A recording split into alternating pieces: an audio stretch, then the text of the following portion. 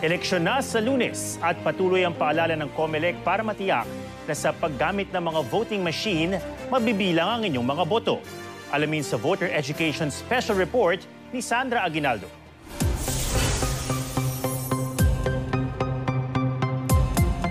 Kahit datihan ka nang bumoboto o first time pa lang, ang gusto natin ngayong eleksyon, mabasa at mabilang ang ating boto. Dapat alam natin ang tamang proseso ngayong eleksyon 2025. Sa Lunes, May 12, alas 7 ng umaga simula na ang regular voting hours. Matatapos yan alas 7 ng gabi. Pag may nakapila, lampas ng alas 7 na 30 metro, doon sa lugar kung saan sila boboto, makakaboto pa rin po sila.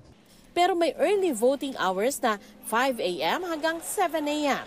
Para sa mga senior citizens, mga buntis at PWDs, pati na yung mga kaanak na aalalay sa kanila sa eleksyon. Ipatanong niyo po saan po ba yung PPP, Priority Polling Precinct, sapagkat wala pong nakatatanda ang boboto sa second floor o third floor.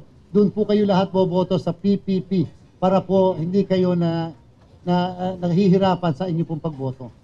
Oras na makarating sa lugar ng botohan, hanapin ang mga nakapaskil na computerized voters list. Kung hirap, magpatulong na sa Voters Assistance Desk. Pwede ring ma-access online ang precinct finder ng COMELEC. Susunod na step, pumunta sa inyong presinto at lumapit sa electoral board. Beberipikahin nila ang inyong pagkakakilanlan at titingnan kung may marka ng indelible ink ang inyong kuko. Maganda rin, may dala kahit na ano man lang pagkakakilanlan. Hindi man ito hinahanap, hindi man ito kailangan. Meron kasing mga watchers sa loob ng presinto na pwede kayong i-challenge kung talagang kayo yon. Kung walang problema, ibibigay na sa iyo ang balota, secrecy folder at marking pen. Tiyaking malinis at walang marka ang balota. Ang bawat balota ay precinct specific. Yeah. Ang ibig sabihin, hindi siya magagamit sa ibang presinto. At yung mismo makina, precinct specific din. Nangangulugan kung ang balis, makina o ang balota ay pang precinct 2A, hindi po yan basta-basta pwedeng dalhin doon sa precinct 3A, hindi rin po babasahin. Pagkatapos ay maaari ka nang pumunta sa voting area at bumoto. Payo ng COMELEC, isulat na sa papel ang mga ibobotong kandidato bago pa man pumunta sa presinto. I-shade ang oval o bilog na nasa unahan ng pangalan ng kandidatong nais iboto. Huwag ding mag-overvote.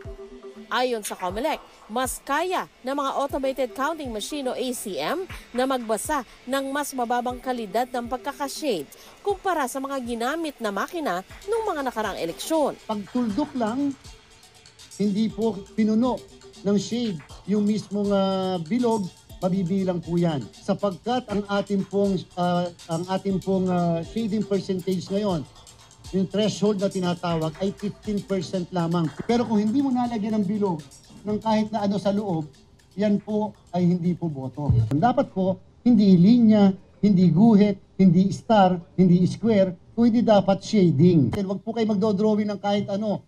Pag po nagsulat kayo ng kahit ano dyan, yan po ay pwedeng maging marked ballot at pwede pong makasuhan yung mismong botante. Kung tapos ka nang bumoto, ipasok ang balota sa ACM. Hintayin na lumabas ang resibo at tingnan sa screen ang ballot image ng inyong balota. Pwede niyo po siyang scroll, i-touch, scroll. 15 seconds ang harap. Yung party list na nasa likod, 5 seconds naman. Para kahit paano, komportable ka, ito nga yung balota ko. Bawal picturean yung screen, bawal picturean yung resibo, bawal picturean yung balota na hinuhulog natin. Suriin ang resibo bago ihulog sa nakatakdang lagayan. Tsaka ibalik ang folder at marking pen.